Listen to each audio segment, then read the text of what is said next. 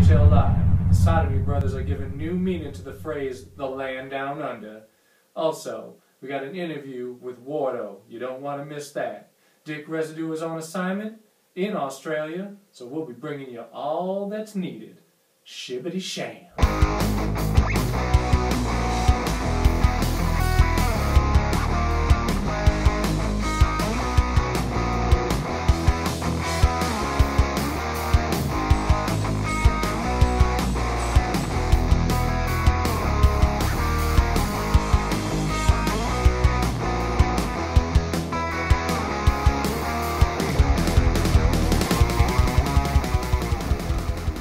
Thanks for joining us tonight. Dick Resideux is on assignment in Australia to bring you all the breaking news about the sodomy issues going on down there. But I'm Mark Buck, and let's get right down to it. What happens when your coach misses his flight and you're forced to start without him? You might just get your buns taped together. Yeah, I'm less than a minute into the game, Elias Oliveira scores. 1-0 Mexico City. Then 2 minutes later, Jeff Martin puts another by Jake Meekoff. Where, oh where is Trin Walgoo? He's on his way, but while he is in the taxi heading towards the arena, Adam Eastman gives the Smog 3-0 lead. Yeah, now we head to the second period, and Walgoo has informed his players he will arrive soon. Not soon enough, as Brian Vanderwerp gives the Smog the Larry Lestering goal. This is when Coach Walgoo enters the stadium and the Bandits call the timeout. With 30 minutes gone, Walgoo is here. And he fires up the team. Less than 5 minutes later, Fannie Mills puts the Bandits on the scoreboard. Walgoo gives them hope like Barack Obama standing on a mountain with a dozen roses and the 10 Commandments. We go into the third and the score is 4-1. Then the hope is gone like a balloon popping at a spoiled kid's birthday party. Yes, Tyler Benton scores. The game would end with a score of 5-1. Lowell might have lost, but they have a lot to be proud of. Sure, without their coach, they were outscored 4-0. But with their coach, they were even with the Smog at 1-1. And that was with their backup goalie. Regardless, the Smog win and stay only one game behind the Yaks, who they happen to play next week. Now that should be one hell of a game. Speaking of the Yaks, they traveled to the other side of the planet to play the up-and-coming Koonibba Roos. Yes, with the Norwales falling by the wayside, the Roos are atop the Thompson Division. And Day Sodomy is one of the reasons why. And we have a story about him later in the show. He was able to stop the Yaks for a while. But it was as inevitable as a Marky Mark and the Funky Bunch getting funky. The Yaks would open the floodgates. Yes, indeed. It was Alexander Leonard, who now leads the league in goals scored with 14. Do I smell an MVP award? It could be that, or it might be that I just sharted. Dickie, that is nasty. I'm sorry. The Yaks have been winning 3-0. Yes, they do. And look at that. Day Sodomy stretching out like he doesn't have a care in the world. Alabama traveled to BBC City, and the first period had no scoring. Yeah, almost. Then, with 7 seconds to go, Nate Whittemore slips one by Alicia Meniga. Slipped by her like a greased-up weasel parachuting into Ho Chi Minh City. This angers Super Robot as he comes out and sets up from his sweet spot and scores. He is definitely back and has scored in 3 straight games. Then the Reapers opened the floodgates, and at the end of the game, the Reapers were on top by a score of 1-5. The Reapers are moving closer towards the TMO City Lightning, creeping like Bone Thugs in Harmony. Tonight, we'll be going to Australia with Dick Resideux for a hard-hitting report right out of Koonibba.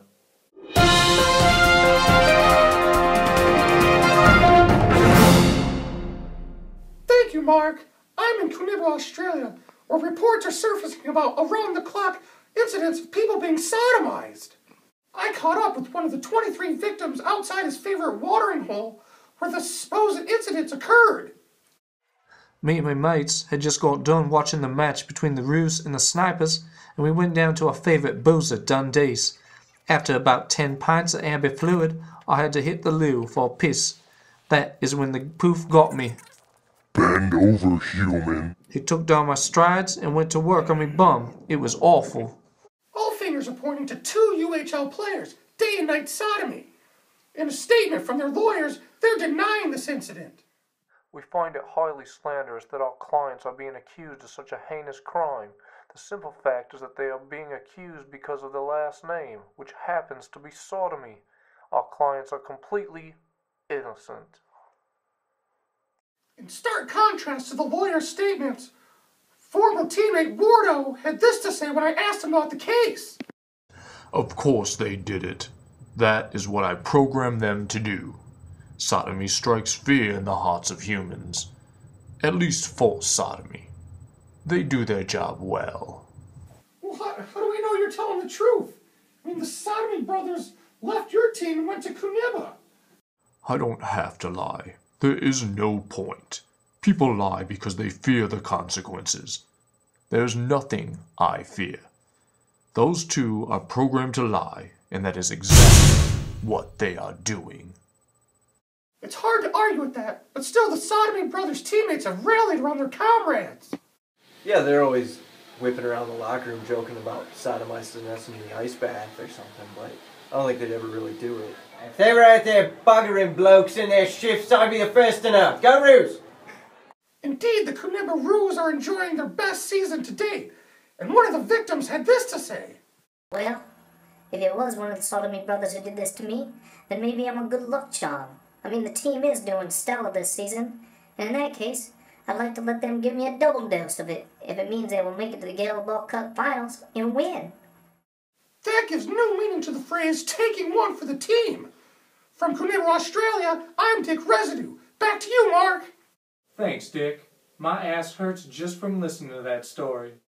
First, once again, is a participant in a major ass whooping. And once again, they are on the short end of that stick. Yes, how high will the whooping go? One, Justin Malone. Is that it? One in the first period?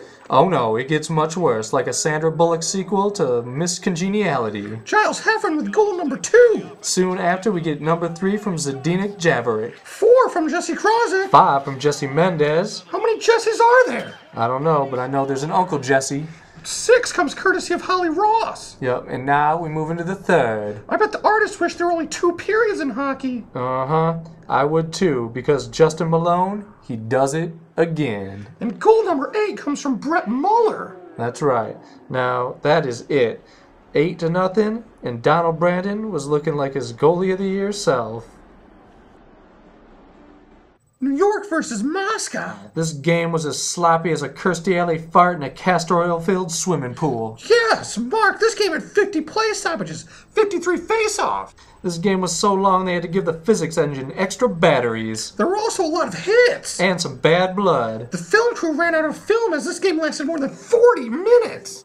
Damn, this is almost twice as long as a normal game. Scoreless as they went into overtime, and you'll have to believe me that it was rookie Lori Beth Netterveld who would score the game-winning goal off of the face-off. I trust you, Dick. I trust you.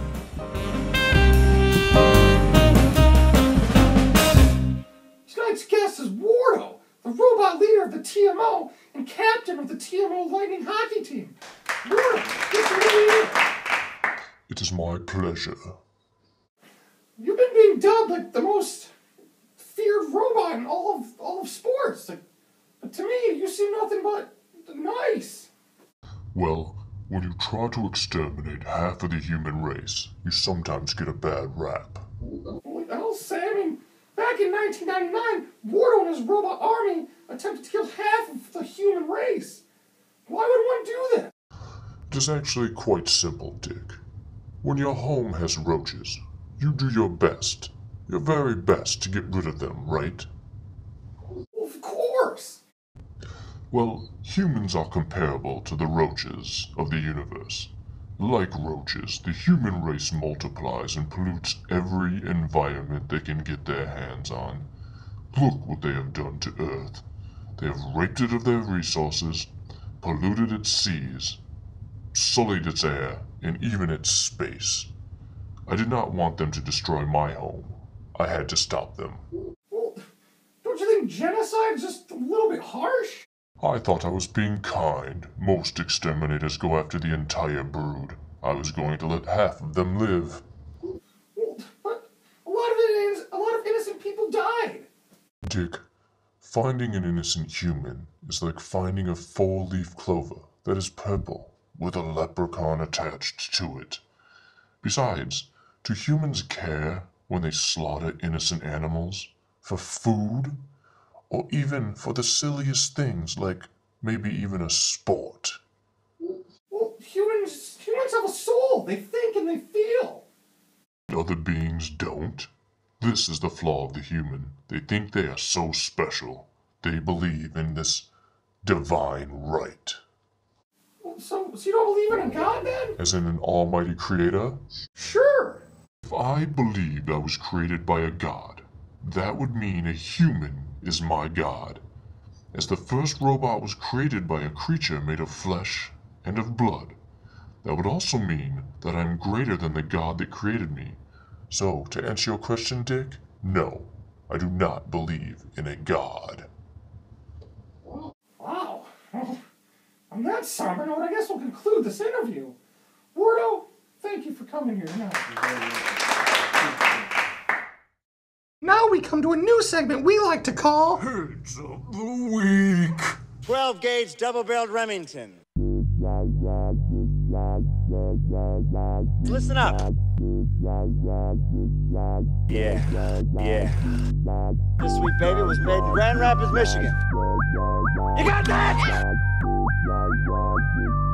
This is my boomstick. Yeah. Listen up.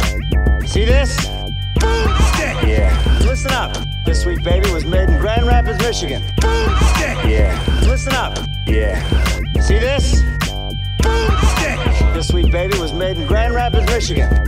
You got that? Super scientifical, beautifully suitable. On the beat that bumps, musically masterful. Have you paid your dues? Yes, sir, the check is in the mail. I'm Jack Burton, working words, certainly serving well. Certainly serving hell, cause the flow is a flame. Setting fire to that ass, Inferno is my name. Straight MacGyver on a beat with a mic in my palm. Cause that's all I need to make a certified bomb. Boomstick! Yeah.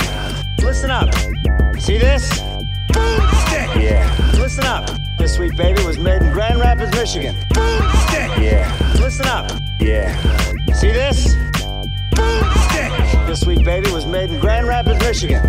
You got that? Equivalent exchange, alchemical audio. Sex pantherize the stage till the applause is audible. Cacophony often leave we off a piece of mind with beats and rhymes. We each combine and tease the time till the time cease. Chicken time piece, eyes peak, eyes. Sound of the time 2009 divine rhyme beast.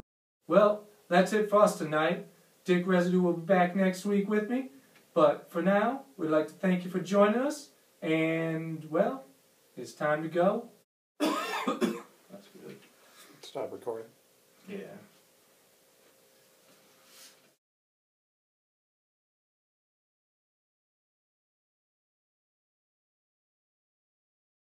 I'm actually gonna rape you.